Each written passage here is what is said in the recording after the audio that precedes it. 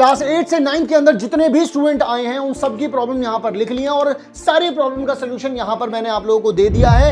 आज इस वीडियो के एंड होते होते आप लोगों को जितनी भी प्रॉब्लम आप लोगों के दिमाग में चल रही है वो सारी की सारी दूर हो जाएगी। मेनली जो आप लोगों को प्रॉब्लम हो रही है वो हो रही है, एक तो आप लोगों का जो डिफिकल्टी लेवल है वो बढ़ चुका है, बहुत सारी जगहों पर नंबर ऑफ चैप्टर्स बढ़ चुके हैं और जो चैप्टर्स बड़े भी हैं, जो चाहे साइंस में बात करूं मैं, जो टॉपिक इंक्लूड है वो भी डिफिकल्ट है। ऐसा सब कुछ आप लोगों को बताया जा रहा है, यही हवा है, तभी आप लोगों का दिमाग भी खराब हो रखा है, जिसकी वजह से कहीं फोकस नहीं है, डर का माहौल हर जगह बना पड़ा है। लेकिन तुम्हें यह बात समझनी पड़ेगी कि ये सब कुछ सिर्फ माइंडसेट शिफ्ट है और आप लोगों को डरने की कोई जरूरत नहीं है। तुम इस सिचुएशन में भी सिलेबस चेंज होने के बाद भी टॉपर बनोगे, इसका मैं तुम्हें प्रॉमिस देता हूं। और आज इस वीडियो में आप लोगों को बता भी दूंगा, चाहे फिर लार्ज सिलेबस हो, टाइम मैनेजमेंट हो, स्टडी मटेरियल हो, सब की प्रॉब्लम आप लोगों को इस वीडियो के अंदर खत्म मिलेगी। अपने बारे में बता देता हूं, मेरा नाम है सचिन और मैं पिछले 7 से 8 साल से बच्चों को गाइड कर रहा हूं, 9th-10th क्लास के बच्चों को, और लाखों बच्चों को मैंने पढ़ा चुका हूं। लेकिन इस साल मेरा टारगेट है तुम लोगों को टॉपर बनाना, और वो बनना बहुत आसान है क्योंकि आप लोगों को सिर्फ 5 चीजों के ऊपर काम करना है और ये पांचों की पांचों चीजें आज मैं आप लोगों को इस वीडियो में बताने वाला हूं। एक एक करके बात करेंगे। सबसे पहले शुरू करते हैं इस कहानी को, लेकिन इस कहानी को शुरू करने से पहले 2 स्टूडेंट के बारे में आप लोगों को बताना चाहता हूं, अमन और आकाश। हालांकि ये मेरे दोस्त हैं तो मैंने इसलिए इनका नाम यूज करा है ताकि आप लोग इससे बहुत अच्छे से समझ पाओ। सबसे पहले मैं आप लोगों से बात करना चाहता हूं यहां पर अमन के बारे में, और एक है आकाश। 8th क्लास के अंदर आकाश बहुत ही एवरेज था, कोई बहुत ज्यादा मार्क्स नहीं लेकर के आता था, लेकिन पढ़ाई पर ध्यान देता था कि हाँ जी मुझे पढ़ना है, पढ़ाई के ऊपर जो बोल दिया जाता था, टीचर जो भी बोलते थे वो ये कर लेता था। ये टॉपर था, बढ़िया काम करता था।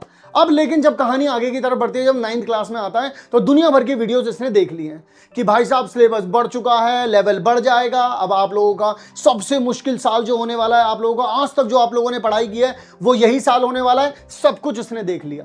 अब क्या हुआ भाई, टॉपर होने के बाद भी अब आपके अंदर डर बैठ चुका है।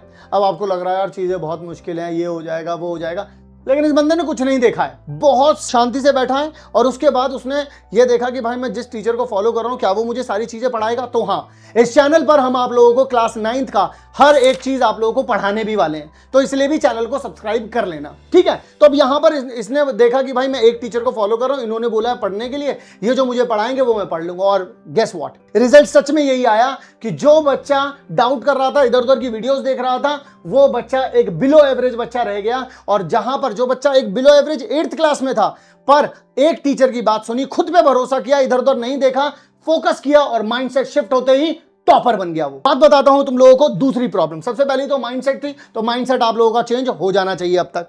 दूसरे नंबर पर बात करते हैं बेस्ट स्टडी मटेरियल। आप लोगों के पास इस वक्त दुनिया भर के पब्लिकेशन, चाहे आप ABCD कोई भी पब्लिकेशन हाउस का नाम उठा लो, सबके सब नई किताबें निकालेंगे, नए नए रिफ्रेश बुक आ जाएंगे, NCERT भी आ जाएगी, अलग अलग यूट्यूब पर भी लोग बोलेंगे ये ले लो वो ले लो, ये कर लो वो कर लो। पर आप लोगों को ये समझना है कि आप लोगों को सबसे पहले तो NCERT करनी है, जो NCERT आएगी, और दूसरे नंबर पर कोई भी बुक खरीदना, लेकिन एक ही किताब खरीदना, ताकि 2 ही चीजें आपके पास बचें। जितना ज्यादा स्टडी मटेरियल उतनी ज्यादा कंफ्यूजन, और जितनी ज्यादा कंफ्यूजन उतना ज्यादा कोलैप्स हो जाएगा तैयारी। तो तैयारी चाहे कितनी भी कर लेना, 10 किताब लेकर के नहीं टॉपर बन पाओगे, पर अगर एक किताब लेकर के उसको 10 बार तैयार कर लिया तो टॉपर बन जाओगे। तो स्टडी मटेरियल में आपको इस बात का ध्यान रखना पड़ेगा कि बहुत सारी चीजें नहीं करनी है, कुछ चीजें करनी है, पर उनको बहुत बार करना है, ठीक है। तीसरे नंबर पर प्रॉब्लम है टाइम मैनेजमेंट। स्कूल भी जाना पड़ेगा, ठीक है, लेवल भी बढ़ चुका है, ट्यूशन भी जाओगे, फिर ऑनलाइन वीडियोस भी देखोगे, खेलना कूदना कैसे करना है,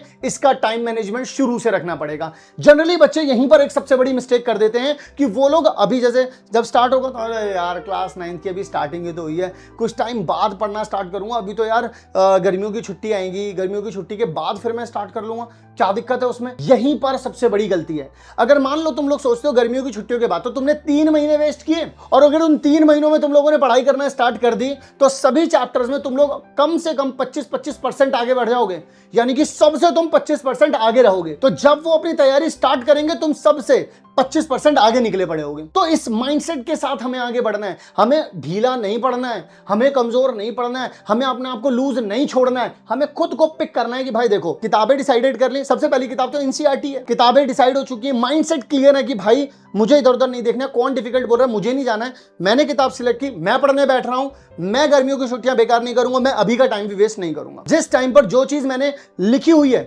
जरूरी नहीं है टाइम टेबल पूरा फॉलो करो, पर अगर 70-80% या 60-70% भी होता है तो मोर देन इनफ होता है। अब इसके बाद अगले नंबर पर बात आती है, प्रॉब्लम है स्टडी मटेरियल। अब स्टडी मटेरियल में भी क्या होता है, मैं ये कौन से वाले स्टडी मटेरियल की बात कर रहा हूं, कहीं पर आप लोग पता चले मैथ्स के लिए 3-4 टीचर को फॉलो करने लग जाओ, साइंस के लिए 2-3 टीचर को फॉलो करने लग जाओ, एसएसटी के लिए 2-3 टीचर को फॉलो करने लग जाओ।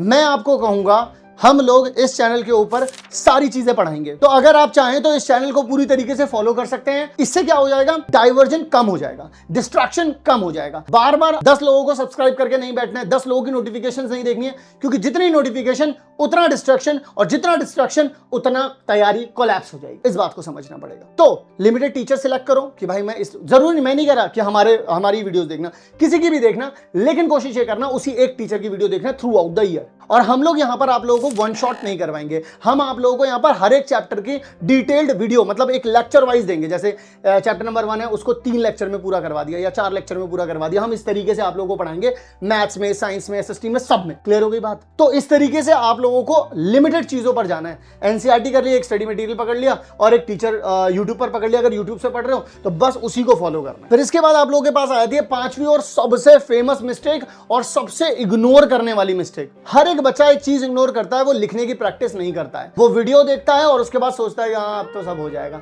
स्कूल में जाता है, टीचर सब कुछ कर रहा होता है, हाँ जी देख लेंगे, और अनकॉन्शियसली अगर नोट भी करना होता है तो बस ऐसी बातचीत करते करते नोट कर लिया। यहां पर आप सबसे बड़ी गलती कर रहे हो। चीजों को लिखना आप लोगों को सीखना पड़ेगा। अगर आप लोग लिखने के ऊपर ध्यान नहीं दोगे, तो अगर आपका लिखने का तरीका सही नहीं होगा, मार्क्स नहीं मिलेंगे। समझो, 9th आपकी तैयारी करने का वक्त है 10th क्लास के लिए। अगले साल 10th का भी सिलेबस चेंज हो जाएगा। तो जब अगर आप लोगों को लिखने की तैयारी यहीं से होगी, तो आप खुद के लिए खुद की तैयारी कर रहे हो बोर्ड एग्जाम के लिए। समझ रहे हो मेरी बात? तो शुरू से जब पढ़ना स्टार्ट करना ही है भाई, तो क्यों ना हम लोग शुरू से लेकर के एंड तक लिख करके प्रैक्टिस करें, लिखने की कोशिश करें। जैसे अक्सर आप लोगों ने देखा होगा, आप लोगों को प्रॉब्लम होती है कि मैथ्स में यार प्रेजेंट कैसे करना है, साइंस में पता तो है मुझे लेकिन लिखने का तरीका क्या है, एसएसटी में यार मुझे पता ये वाला इवेंट कब हुआ था, क्या हुआ था, लेकिन लिखने का तरीका क्या है। यहां पर आप लोगों को अपने आप को इंप्रूवमेंट में डालना पड़ेगा, और यही आप लोगों की मेन प्रॉब्लम्स हैं। तो क्लास 9th में आप लोगों को क्या करना है, एक बार दोबारा से एक बार समझ लेते हैं, सारा सम अप करते हैं। सबसे पहले तो माइंडसेट को ठीक रखना है कि हम लोगों को उनके पीछे नहीं भागना जो बोल रहे हैं मुश्किल है, डिफिकल्ट है, ये है, वो है। कुछ डिफिकल्ट नहीं है। कोई तुमने पढ़ी थी क्या पुराने साल वाली 9th? नहीं पढ़ी थी ना। ये तो तुम्हारे लिए नया है ना, नया बिल्कुल फ्रेश है।